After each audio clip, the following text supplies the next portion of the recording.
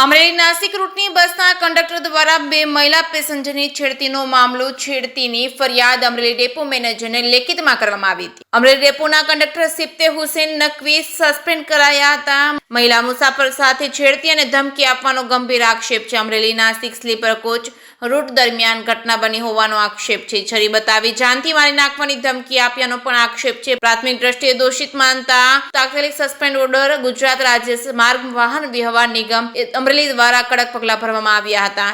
મારું નામ HN Dave, depot manager Amreli.